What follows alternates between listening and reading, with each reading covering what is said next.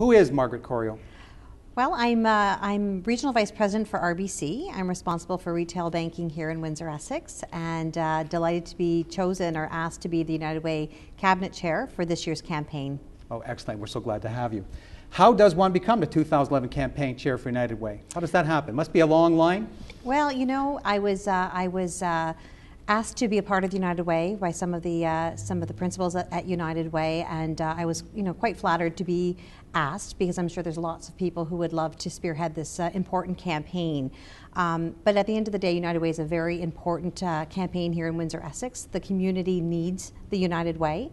It's a great commitment of time. But again, when you're taking a look at Windsor, Essex, and the need of our community, I felt that I needed to do this for Windsor, Essex. Absolutely. How do you like it so far? I'm loving it. Like I said before, it's a lot of work. We're trying to tell our story in the community, tell our story that Windsor, Essex still needs the support of their generosity. We need them to support United Way. But at the end of the day, it's become a labor of love. Oh, sure. How's the campaign going to date? It's going well. We have a $5 million campaign goal.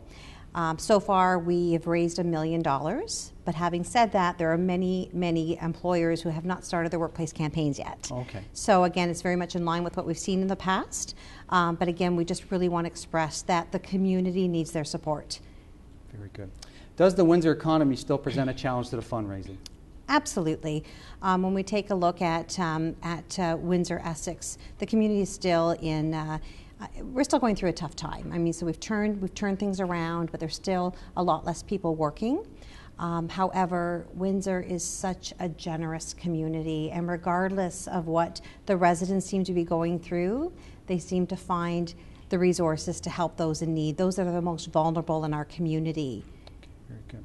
There's been a demographic shift in Windsor. There's less of the same types of jobs, of course, and I mean like the high-paying jobs, and that's come out a few times over the last couple of years. There is more retirees, younger retirees, but retirees. Their youth out there is making less money, and in some cases, no money. How has the United Way reacted to this change, and is it working? It is working. United Way has had to change in the past few years. We really changed from being an organization that just supported X number of agencies to really supporting 3 priorities. And a lot of times we hear it referred to as the United Way's priorities, but really it's Windsor Essex priorities. It's what we need in our community. So it's basic needs, it's helping families, and it's creating thriving neighborhoods. So we've made a shift there as well. And we're finding that the community is rallying behind that because it makes sense. A lot of times we have charities that we want to support, but when children are going hungry, that becomes a priority.